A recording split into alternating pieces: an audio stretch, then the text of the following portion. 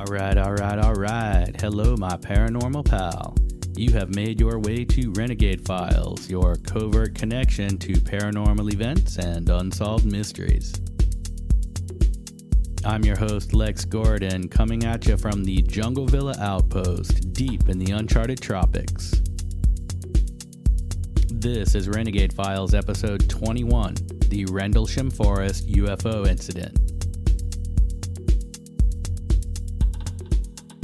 For 3 nights in a row, following Christmas in 1980, strange lights were seen moving through the trees of Rendlesham Forest, just beyond the boundaries between RAF Bentwaters and RAF Woodbridge in Suffolk, England.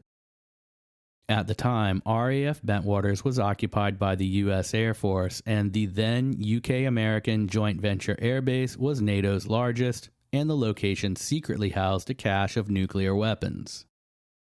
3 Airforce Security personnel ventured into the woods in pursuit of lights they saw maneuvering among the dark trees of the forest.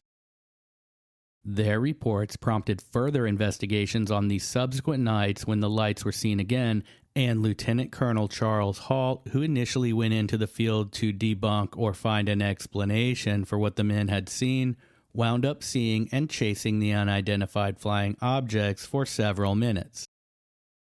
Subsequent sightings, a landed craft, and trace evidence were quickly examined and even more quickly covered up.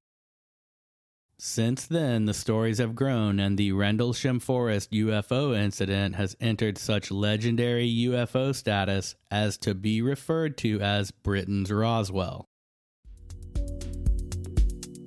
So join me, fellow explorer, as we take a trip across the pond and back to the Cold War in the 1980s to investigate the Rendlesham Forest UFO incident. The Rendlesham Forest UFO incident. The Rendlesham Forest UFO incident. The Rendlesham Forest UFO incident. UFO incident. UFO incident. UFO incident.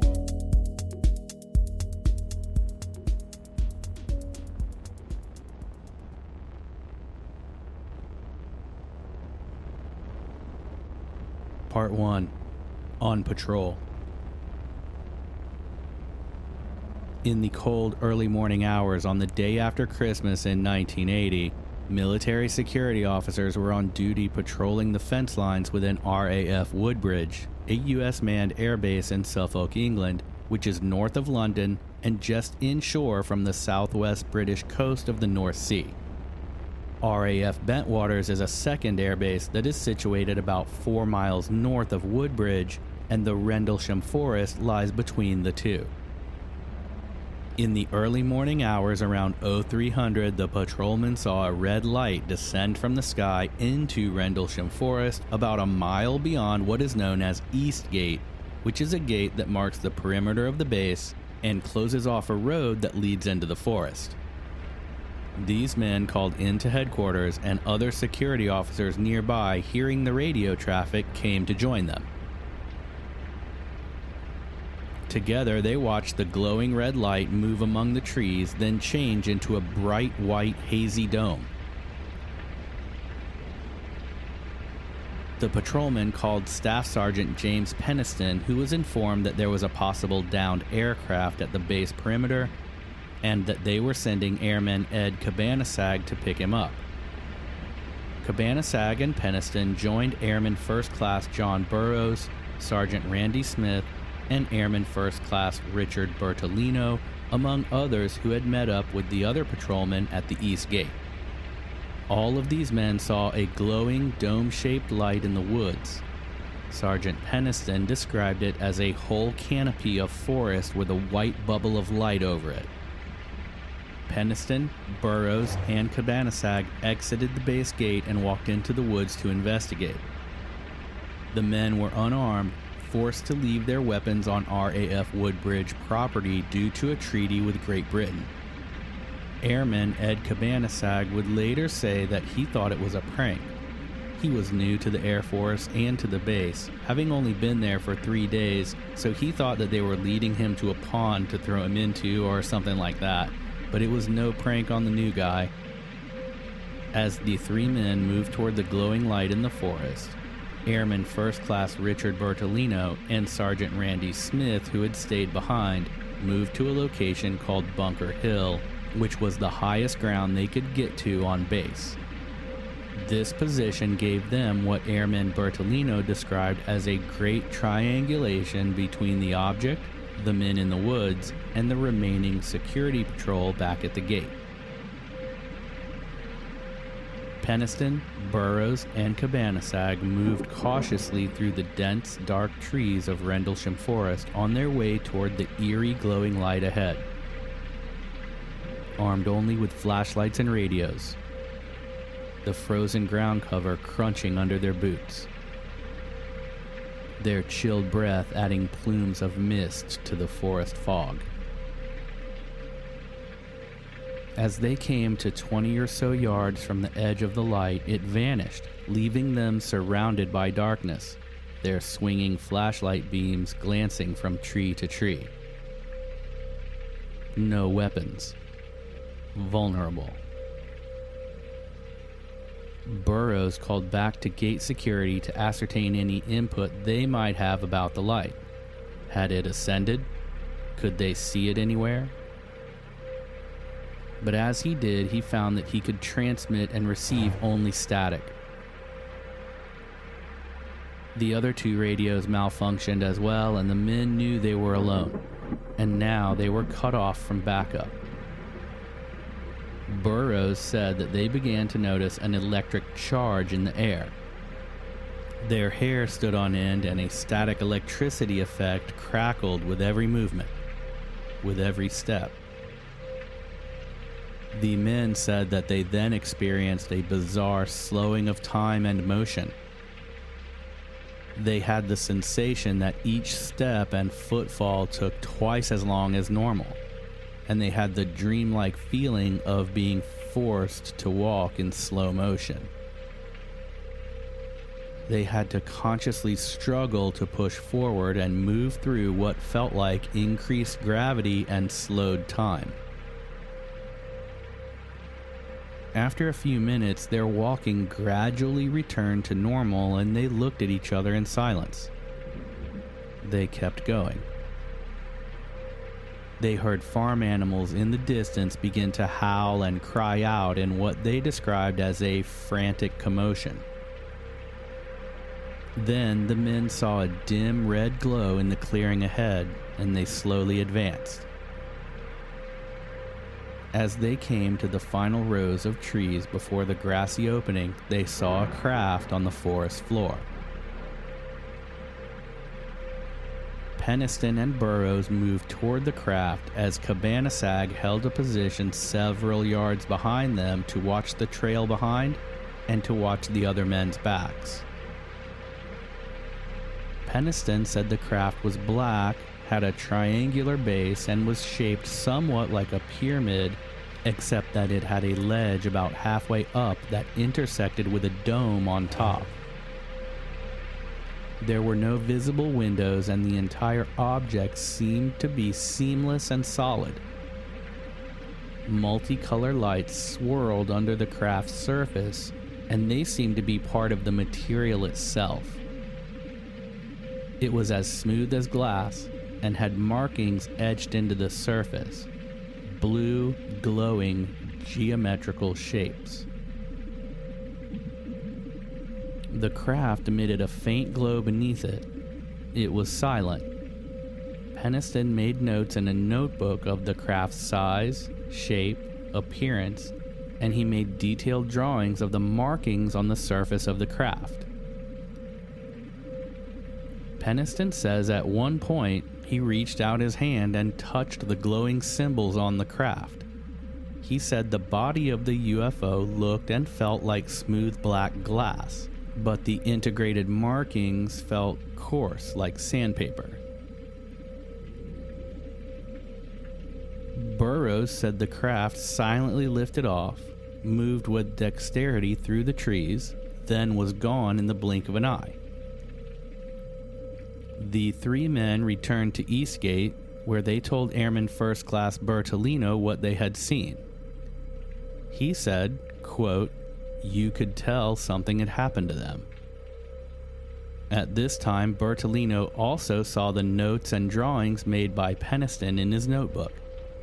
This confirms that Peniston had made the notes and drawings while in the forest, or at least not later.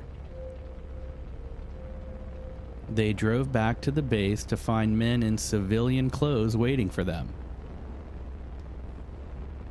These men took Cabansag and Peniston to another area away from John Burroughs, and Burroughs said that after this, the other two men refused to talk about the incident with him. What was said to all of them we may never know. Cabansag said that the men took him to a small room and all they ever said to him was, "What you saw was the lighthouse. What you saw was the lighthouse. What you saw was the lighthouse." They said this to him over and over for nearly an hour. The next day, Peniston and Burroughs went back into the forest to investigate the area. They found the spot where the craft had landed and discovered 3 depressions in the ground that formed a perfect equilateral triangle, with each depression being exactly 9.8 feet apart. The depressions were each round, 1.5 inches deep and 7 inches in diameter. They also found that several of the trees surrounding the small clearing were broken, and that many of the surrounding trees displayed burn marks on the trunk 6 to 8 feet up from the ground. After measuring the depressions, Peniston went to get plaster, then returned to make casts from the 3 circular indentations on the ground. While placing the dried casts in his vehicle, Peniston was approached by Air Force officers Captain Mike Rano, Sergeant Regolius, and a uniformed British police officer. At that time, Peniston told these men of the landing site, and they proceeded to the spot. While there, these 3 men took 7 photographs of the location, the indentations, and the general area. These 7 pictures are the only official photographs that we know of that show the scene immediately after the incident on the first night. That morning at about 6 a.m. on the morning of the 26th, the first daylight after the initial sighting, second in command at the base, Lieutenant Colonel Charles Halt arrived on duty and first heard of the events from the night before, from the early morning several hours before. And this night before or early morning hours before has caused some confusion for researchers, and it's a good example of why military time is superior to the general AM/PM system. But it is worth noting here that the whole last night, early this morning language caused even commander of the base, Halt, to make a mistake in his initial report of the events, and this is unfortunate really, because it is often used to discredit much of what Halt has said. But moving on. It was on Halt's insistence that additional statements were taken from Peniston, Burroughs, and Cabansag. Later, Halt would visit the location to take radiation readings, and we will get into that event in just a minute. First, I want to go over a few other corroborating sightings. The next night, Airman Lori Bowen was on patrol duty in the same sector of the base when, at 1300 hours, she saw a glowing multicolored light descend into the forest. She would later learn this was the same location where the object had landed the night before. Bowen drove to East Gate to be sure that the gate was secure. While parked there, she watched a small, glowing blue-white light about the size of a softball emerge from the forest edge, move rapidly toward her position, stop just outside of her windshield, enter her vehicle through the open driver's side window, pause at her eye level for a few seconds, then exit through the opened passenger window and fly away into the woods at a shocking speed. She was so disturbed by the incident that she had to be relieved from duty, and her relief was confirmed by Lieutenant Colonel Halt. At the same time as Bowen's odd sighting, Sergeant Rick Bobo, a guard on watch in one of the 50-foot weapons storage area guard towers, also saw a multicolored light in the sky over the forest, and he described watching several other smaller lights emerge from this larger object, then slowly descend into the trees. He said that he had been on guard duty in the same tower multiple times over the course of many months, and that there had never been any light in the area where he saw these objects. He called this sighting into his commander, and in minutes a man in civilian clothes who displayed no credentials and no military rank was allowed by security personnel into the watchtower with Sergeant Bobo. The sergeant said that under any normal circumstances, no one was allowed into the tower on a guard's watch. But this man was escorted into the tower by base officials. He stayed for about 30 minutes watching the lights move over and down into the forest the entire time. He never spoke, and then he just left. The next evening was the base Christmas party, and the topic of all hushed conversations was the strange lights and the general mystery of the goings-on around the forest, and while no one would have said it over a whisper, the term UFO was on many people's lips.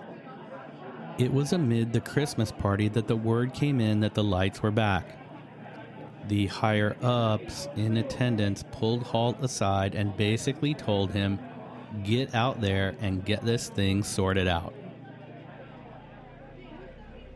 Lieutenant Colonel Halt proceeded to Eastgate in the middle of the night, and he went with the full and expressed intention of finding a rational explanation for the whole thing. He took a star scope, which is a military night vision implement, a Geiger counter to measure radiation at the scene, and a portable tape recorder to record notes of the mission. With him was Sergeant Monroe Nevels, Airman Bruce England, that's Englund. England was the first to see the lights on the night before, and Sergeant Bobby Ball. There were also at least 25 other people gathered at locations such as the East Gate within the base, the aforementioned Bunker Hill vantage point on base, and a few other strategic points along the base perimeter and the forest edges. These additional personnel were instructed by Halt to hold their positions unless called forth by him, and he took his team into the forest to the landing site. They recorded radiation in the clearing that was stronger than the background radiation of the surrounding area.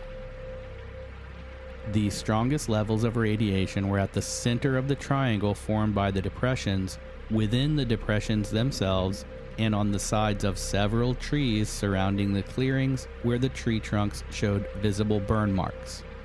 But as he and his men moved through the forest, they too began to see multicolored lights moving around the trees. The lights moved among the trees and kept just beyond their clear sight as Halt and the others pursued on foot. The objects moved into a clearing, and the men emerged from the edge of the forest to stand awestruck as they looked with their first clear view to watch a glowing red object hover silently over a farmer's field to the west of their location. At this point, Halt says the object was low, 15 feet from the ground, just to the left of the farmhouse, and looked to be about the size of a car. The object was so bright that it lit up the field and the farmhouse in the distance. The dry winter grass in the field and the farmhouse glowing red before their eyes. According to Halt, and confirmed by the others with him, they watched as the object divided into 5 smaller objects. The 5 red lights remained in stationary positions, equidistant from each other, and in a straight line parallel to the ground for 10 to 15 seconds. Then they all simultaneously vanished.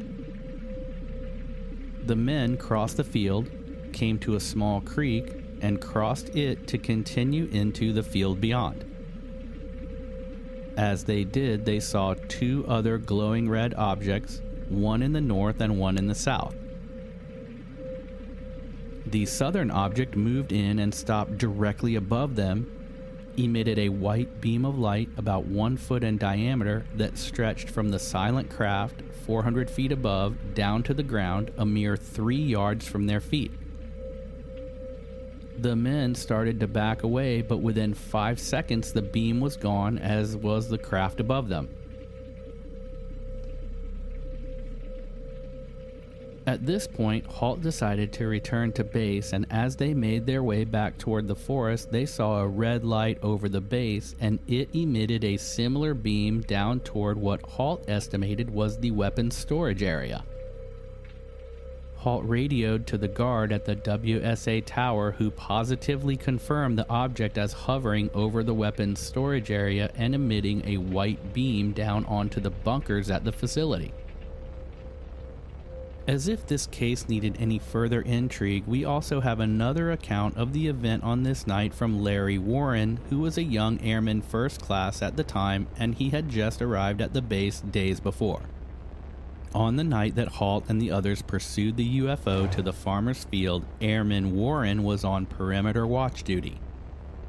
He claims that he was taken from his post to deliver equipment to the forest edge on the farmer's field side, and that once there he witnessed 50 or so Air Force officials as well as uniformed British policemen congregated in a circle, many of the Air Force personnel being high-ranking officers, most with cameras or video recorders, and that they all watched, photographed, and filmed the scene as a small delegation of Air Force officers approached a landed triangular craft and interacted with alien beings.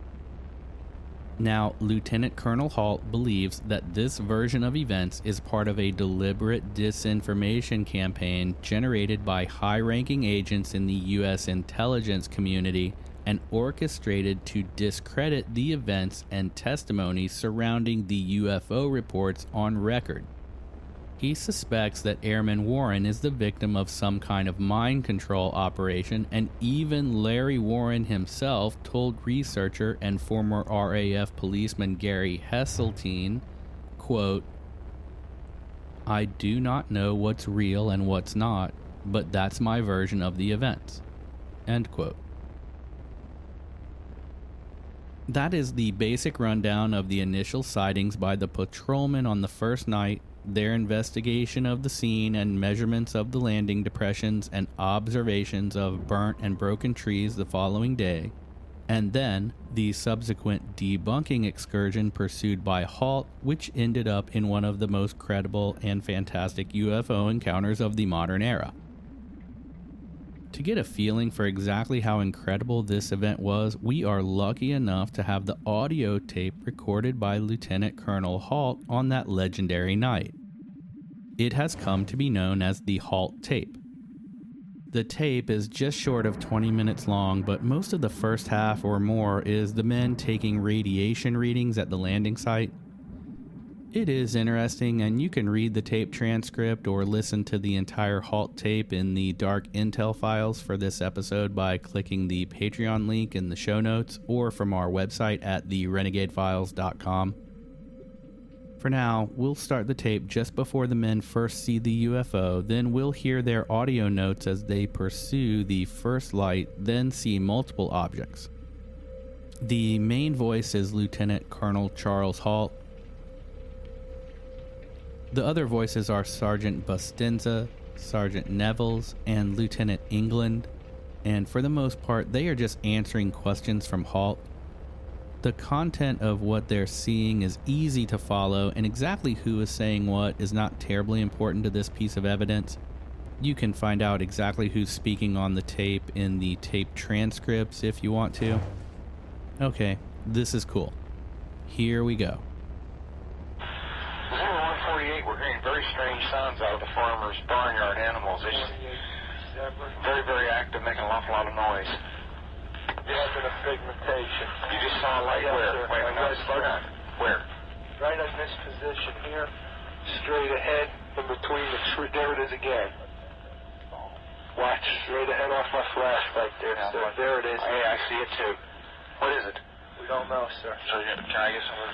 Yeah, it's a strange, small red light. It looks to be out maybe a quarter to half mile, maybe further out. I'm going to switch off.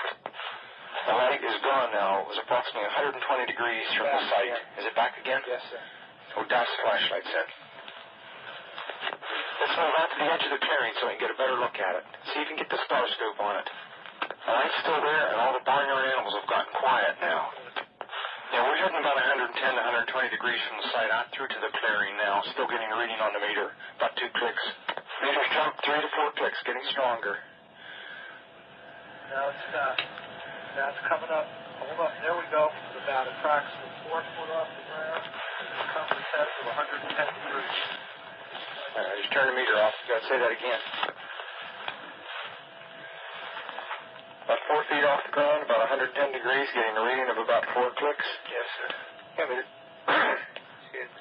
Now it's dying. no, it's not. I think it's something other than the ground. I think it's something variable here. A tree right over. We just frightened the first night bird we've seen. We're about 150 or 200 yards from the site. Everything else is just deathly calm. There's no doubt about it. There's some type of strange flashing red light ahead. There's yellow. I saw a yellow tinge in it too. Weird. It appears to be maybe moving a little bit this way. It's brighter than it has been. Yellow. It's coming this way. It is definitely coming this way. Pieces of it are shooting off. There is no doubt about it. This is weird. To the left. Yeah, definitely moving left. Two lights.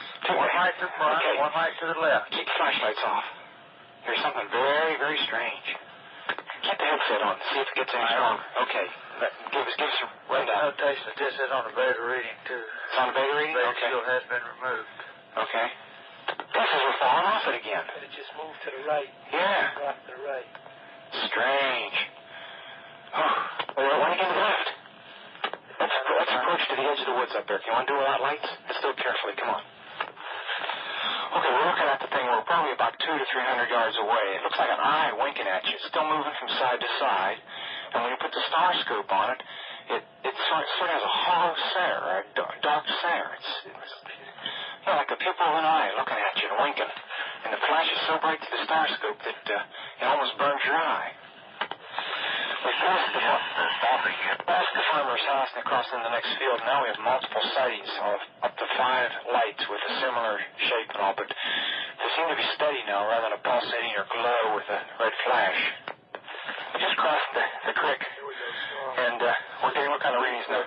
Getting through 3 good clicks on the meter, and we're seeing strange lights in the sky.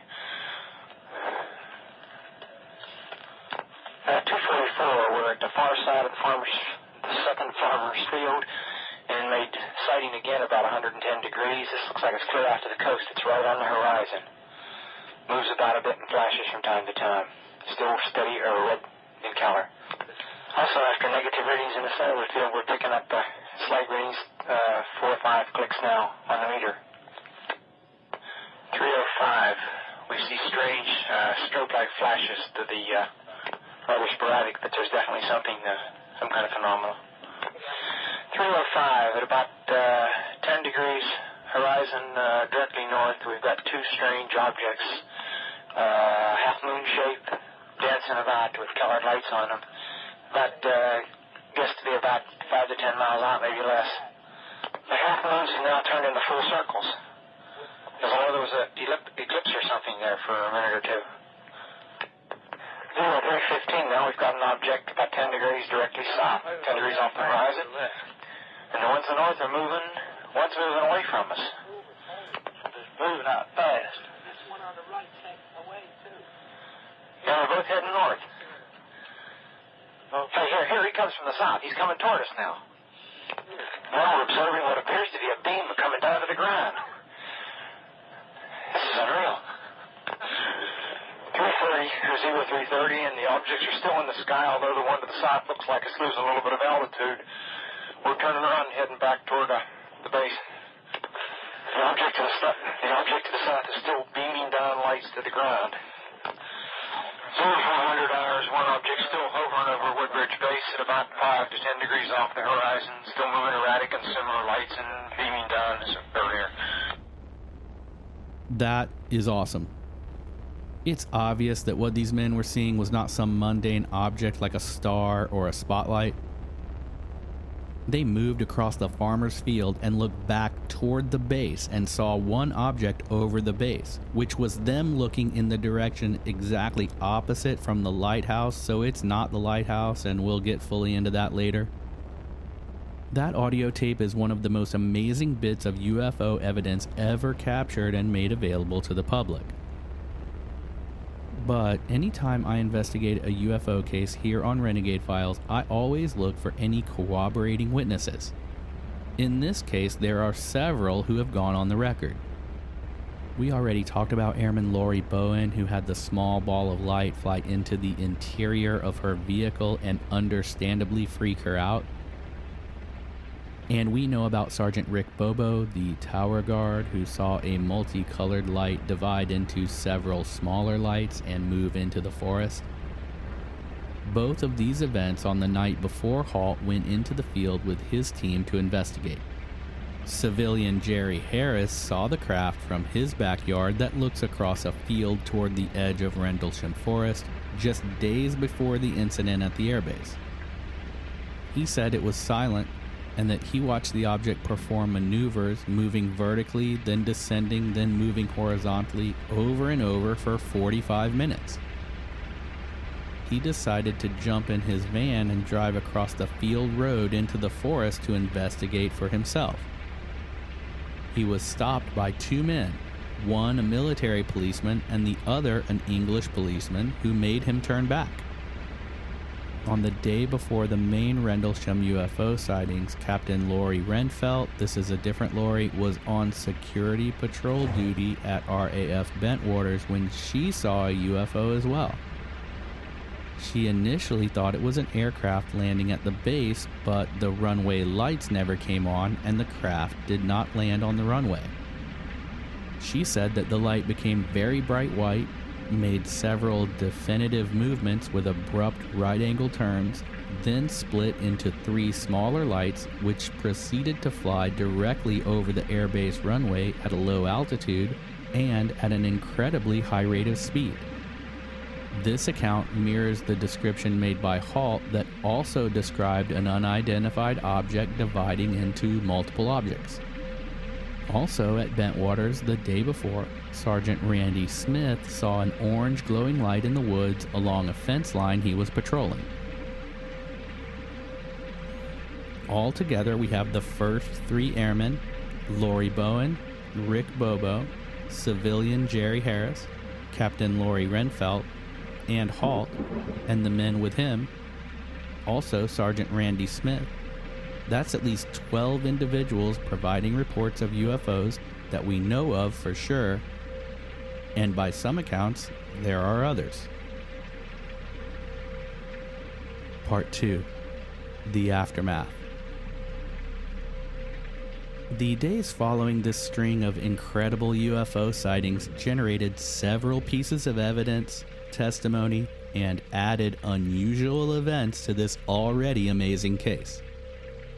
The base commander at the time was Colonel Gordon E. Williams. This would have been Halt's superior officer. As the commander of the 81st Tactical Fighter Wing, Williams was stationed at RAF Bentwaters. Colonel Williams asked Halt to submit a report to the RAF British liaison to the American Air Force at the base. This was a document that Halt, according to him, did not want to write. This was his career, and you can be sure that this was a page of writing that was considered very carefully by the author. It has come to be known as the Halt Memo. It is dated 13 January 81, and the subject line reads, Unexplained Lights. In the very first line of the memo, we have an error.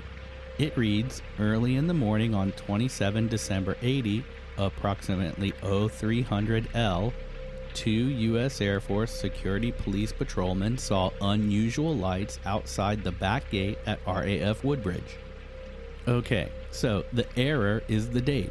This initial occurrence took place at 0300 on the 26th of December, not the 27th as Halt writes in the memo.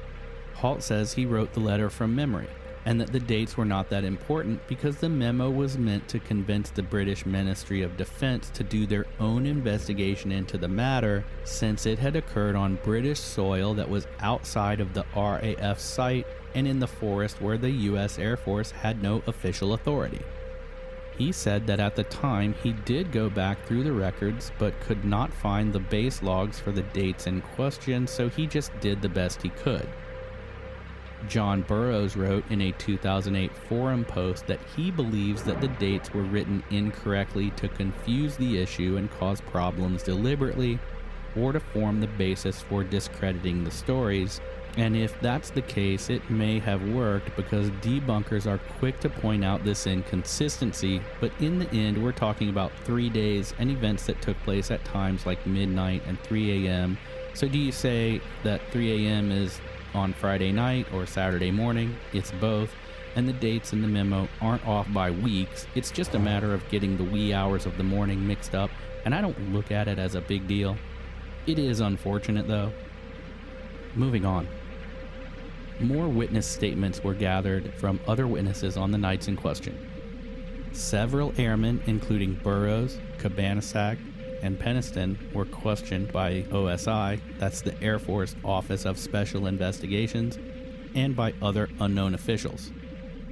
Unmarked and unscheduled aircraft landed at the base, and it is rumored that these flights delivered exotic technology experts who were there to inspect the landing site.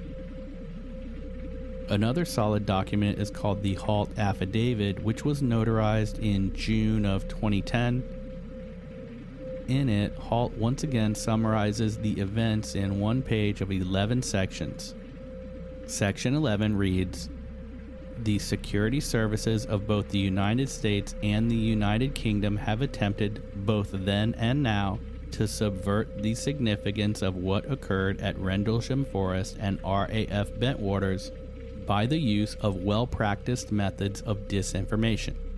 His commanding officer at the time of Halt's retirement, Colonel Ted Conrad, has criticized this document, saying, quote, "He should be ashamed and embarrassed by his allegation that his country and England both conspired to deceive their citizens over this issue. He knows better."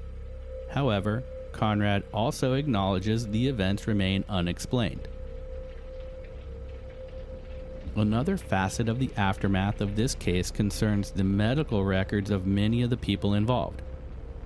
Peniston and Burroughs have fought a long, drawn-out red tape nightmare of trying to get the Air Force to release their medical records that they claimed held evidence that they were adversely affected by radiation they were exposed to while investigating the landing site and coming close to or even in contact with the UFO while it was landed. And they even went so far as to petition then President Obama to get these medical records released. As recently as this year, I have read that the men have finally succeeded in getting what they needed in order to get their medical treatment they deserve, and that's good news, but it's too bad they had to spend over 30 years to get it done. One final note on what has happened since the sightings is that there is an entire sequel of additions to the events given to us by Peniston.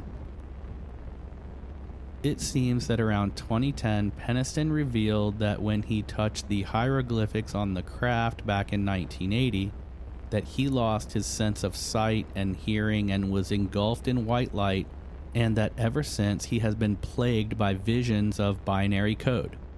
He worked with an expert to decipher the code, and then we have Linda Moulton Howe becoming involved, as well as a team from Ancient Aliens, and the full documentation of whatever this code was translated into has never been fully released to the public.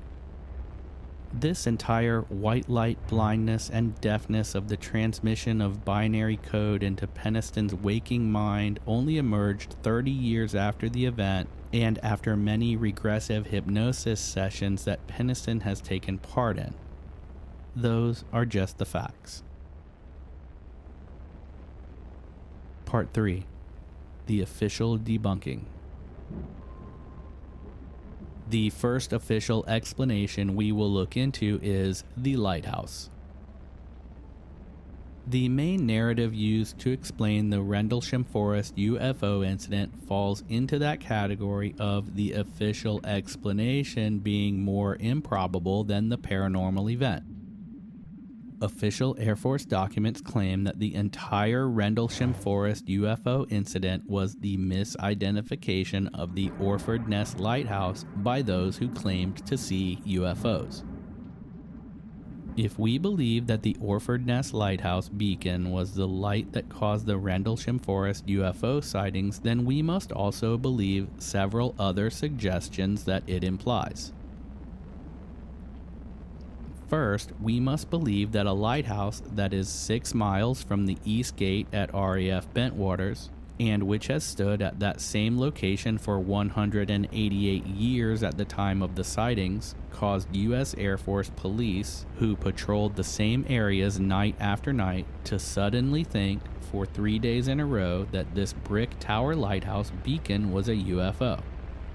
Second, this lighthouse would have had to project a 3-dimensional triangular craft onto the forest floor where James Penniston, John Burroughs, and Ed Cabanasag came upon it, where Penniston touched it and drew diagrams of it, and that this lighthouse beacon also caused Penniston to draw the markings he saw on the craft. Third, we must believe that the lighthouse fooled Lieutenant Colonel James Halt into traipsing through the woods, across fields, across a creek, and caused him and the 3 men he was with to imagine that they were seeing things that they were not.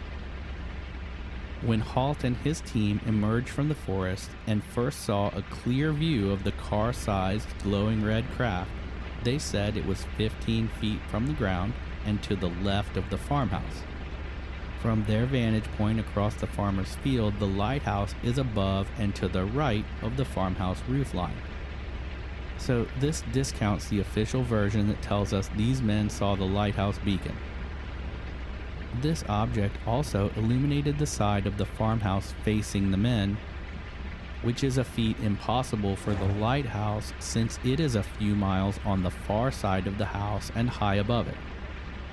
The object seen by Halt as it moved back over the base and projected a white beam onto the weapons storage area was also seen by the WSA Tower Guard, so that person too would have to have thought that a lighthouse that he can see from his tower post night after night, year after year, was a UFO overhead. The civilian witness who reported red lights over the fields would also have to be confused by a lighthouse that he could see every night from his own backyard. There are other impossibilities, but I think that's more than enough. The lighthouse explanation is a joke. The second explanation put forth is that what Halt saw on his excursion into the field were stars. Stars are not red for the most part, and they don't fly down to 15 feet above the ground. They don't shoot beams down at your feet, and they don't hover, then divide, then fly away to return. A lieutenant colonel in the Air Force knows what a star looks like. There was also a meteor that entered the atmosphere around this time and broke apart, and some debunkers claimed that this is what the men saw. But the meteor only fell on one night and just for a few seconds at most. Ian Ridpath wrote a fairly convincing debunking article called The Rendlesham Forest UFO Case, and I'll link to that plus all of the pictures, the airmen's drawings, maps of the bases and forest, and many other documents you can check out in the Dark Intel Files on Patreon, where you can support Renegade Files with a few bucks, which helps me make the episodes and keep them ad-free. Just follow the Patreon link in the show notes and I'll see you in there. Ridpath's article cleverly suggests that the Rendlesham Forest UFO event was a combination of all of these debunking ideas. He concludes that some guys saw the lighthouse, others saw the meteor, and the lieutenant colonel saw a star. This is the kitchen sink approach. I guess the idea is that if you put a bunch of implausible concepts into one concoction, you get something believable. I don't buy it. The final explanation used to debunk the Rendlesham Forest UFO case concerns the markings left on the ground in the clearing. Skeptics claim that the marks could have been made by rabbits, and in fact this was also the conclusion of the British police officers who were called into the scene by the 3 airmen who initially had the encounter. The depressions formed a perfect 9.8 by 9.8 by 9.8 foot triangle. Each hole was the same size and depth, and the grass was pressed down into the depressions. Rabbits dig to make holes, and they would have dug the grass away. The depressions also, according to Halt, displayed radiation levels that were higher than what would be considered normal background radiation for the area, as did the broken and burnt trees surrounding the clearing. Rabbits can't do that. And some have suggested that the readings taken by Halt and his team of the radiation levels were incorrect. The Department of Defense at the time also thought this might be the case, so they sent a team to take readings at the landing spot, and they did discover that the radiation readings Halt had recorded at the site were in fact wrong. But that's because the readings that the Department of Defense team recorded were actually higher than the levels that Halt had found. My summary. Dang, what a case.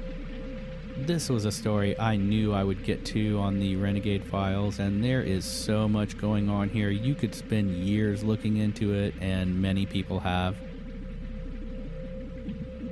The Dark Intel Files post on Patreon for this episode is one of the largest ever in terms of numbers of articles, sources, documents, and information. You can check out the Rendlesham Forest official blog from that list to see one of the most comprehensive collections of data concerning this case available anywhere. That site also has a bunch of other cool stuff as well. That's the Rendlesham Forest official blog. This has always been one of my favorite UFO stories. I believe the accounts of Peniston, Burroughs, and Cabanasag who saw the UFO on the first night. I believe Halt and his team, and the audio recording is really cool. But that does bring me to the first of a few questions I have about all this. Halt's recording, it's great, but why not a camera? This was the 1980s. We had good cameras back then. And I can understand that the first guys on the first night might not have a camera. They were caught by surprise by the whole event. But when Halt went out there the next night, he knew there was supposedly a UFO about. He was going to try to explain it all away. How is it possible that he would not take a camera? If even to take a picture of the weather balloon or burned out flares he hoped to find to debunk the sightings and set it all to rest.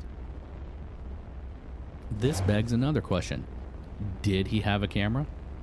I'd like to think he did, and that the pictures have just been buried and covered up somewhere. But if he did have a camera, or if someone on his team had a camera, we could expect to hear him talking about taking photos on the audio recording, and we do not hear that. But there are sections where the tape cuts out, or was cut. If you listen to the Halt tape carefully, you can tell it has been spliced, or it sounds like that. Those spots are always right after they see the lights, and we may never know, but the missing gaps of tape could very easily have recorded Halt saying, "Get a picture right there. Take a photo of that thing. I got it. I think I got a picture just then. I got a picture of the red light and the beam. Man, I hope the picture comes out." It's one of those things. Pictures would be awesome. Maybe they do exist, and maybe we'll get to see them someday. On the subject of photos, there are 7 photos that surfaced when the photographer sent them to the UK newspaper The Sun in May of 2021. The photos were supposedly taken at the time that Halt and his team were chasing the UFOs. The person who took the pictures was a young man, 18 at the time. And he was a hunter poaching in the forest, and that's why he never came forward with the pictures. It's a high crime to take the Queen's deer. The photos are black and white, and they absolutely show the orbs in the forest, and 2 of the photos show a very clear image of a bright white beam coming down from an object overhead. The pictures are cool, and they look like posters from some scary movie. Some people have said that the guy waited until Photoshop was invented before making the pictures public, and that is funny, but it's not, strictly speaking, true. Photoshop has been out for decades. You do wonder why the guy waited for 40 years, but who knows? I don't know if the pictures have been analyzed by anyone to verify them in any way. They look genuine, and they do show some version of what we have heard in the descriptions. I think this might be a case of what Art Bell described when he said that we have entered an era where any photo of a UFO will forevermore be instantly debunked, because if it's bad, people say it's too blurry to tell, and if it's good, they just say it's Photoshop. Art Bell was ahead of his time. Art Bell is a legend. Speaking of the late great Art Bell, he had John Burroughs on his show, Midnight in the Desert, on September 17th, 2015, and I'll put a link to that show in the Dark Intel files too. It's a classic. Art Bell is a legend. As for the transmission of binary code into Peniston's waking mind 30 years after the fact, it's interesting, I guess. We don't know what the messages are anyway, and it doesn't add much to the story. The Larry Warren story is the same thing. That's the guy who says that there were 50 or so officers filming the UFO and aliens coming out of it and chatting with the brass. I think that's a diversionary tactic. Halt thinks so too. Warren himself has said he doesn't know what's real and what's not, and he spent a long few days in the hands of some intelligence handlers before coming out into the sun with that story. Fishy. The debunking of this UFO event is more outlandish than the event itself. We find this a lot. The lighthouse and the stars. Silliness. Another thought I keep having when looking back on the case as a whole concerns the first 3 guys who made the report on the first night: Peniston, Burroughs, and Cabanasag. In a perfect world, those guys should all have the same story, and they don't. The first guy sees a red light go down in the woods. He calls the second guy over. They call Peniston. He meets them at Eastgate. They call headquarters, who gives them permission to leave the base and investigate. They go into the forest to check it out. They see lights moving among the trees. They come to a clearing. Cabanasag hangs back to watch the trail and the guys' backs. Peniston and Burroughs go into the clearing and see a UFO landed on the ground. Peniston draws it, he draws the symbols on it, and he touches it. The 2 of them watch it fly away, and the 3 guys go back to the base. I just find it hard to believe that Peniston and Burroughs wouldn't turn back to their buddy who's within eyesight of them and say, "Hey man, forget the trail for a second, there's a UFO up here, come check it out." I mean, there's only 3 of them out there. They aren't even on base property. There isn't some complex protocol going on like a bunch of Navy ships moving around in a bay. It's 3 guys in the woods, and 2 of them are looking at a flying saucer on the ground. You wouldn't call your buddy up to see it, even if to just be sure you're not going crazy. But that brings up the second point here. Not only do these men have different stories, their stories cascade down in drama and detail from Peniston to Burroughs to Cabanasag. The whole shape and material and markings and touching the craft, that's all Peniston. Burroughs always stops short of describing an object and goes no further than to say a glowing light. He does say he saw the glowing light in the clearing and that it flew off just like Peniston says the craft did. And Cabanasag just says, "We saw some lights in the trees." If Peniston drew it and touched it, you would think that Burroughs would say, "Yeah, exactly, that's what it looked like." But he never does. So there are 2 possibilities here. Well, there are many possibilities, but I think there are 2 most likely ones. One, Peniston made the whole thing up. The guys saw some lights, Peniston took it a bit too far and drummed up a physical UFO embellishment. And the other guys are his friends. They're not going to throw him too far under the bus, but they're not going to go that far along with him either. They just stick to saying it was lights, and that's that.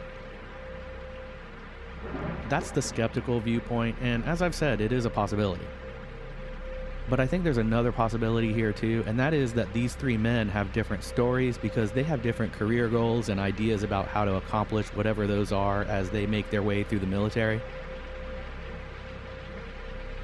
Burroughs and Cabansag could just be taking a more cautious and conservative approach to what they say about that night because they have their own self-interest in mind. They also might think, well, Peniston already drew the thing and described it in detail. If that's important to this, or if that'll help anyone in the chain of command concerning this whole thing, then they already have it. I'll just say I saw lights, which I did, and that I don't know what it was, which I don't, and leave it at that. We also have Halt in the farmer's field describing an object the size of a car, which is about the same size as the object Peniston drew and described. So, my official opinion on Rendlesham? A UFO? Absolutely. But that is keeping with the literal definition of the term. It was in the sky, it was flying, and we don't know what it was. Aliens from another planet? Impossible to say without more proof.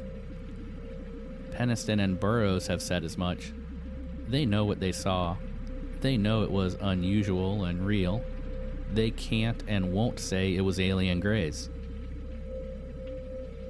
At the same time, all three of these men have also said that they believe the cover-up is not about secrecy, it's about power. They believe that what's being covered up is some exotic technology and that wherever it comes from, it is being held under wraps because anything that can fly without propulsion could potentially solve the world's energy crisis, and the status quo wants both the energy and the practical military power of this exclusive control over whatever this technology is.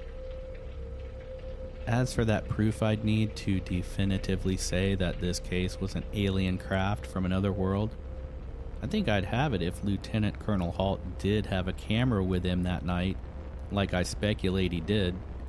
He would know if that were the case. So what does he think in the end? Then Lieutenant Colonel Halt was eventually promoted to full colonel, and he retired in 1991 after 28 years in the Air Force. In the last paragraph of his famous affidavit, he says, quote, "I believe the objects that I saw at close quarter were extraterrestrial in origin."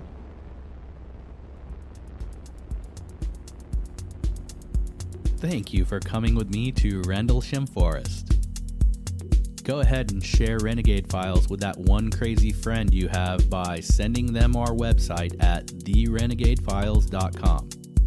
Thanks.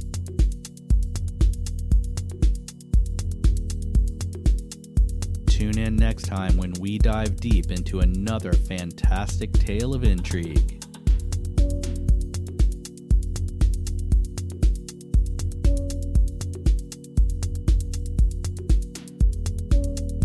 I'm your fearless host, Lex Gordon. Stay wild, nature child.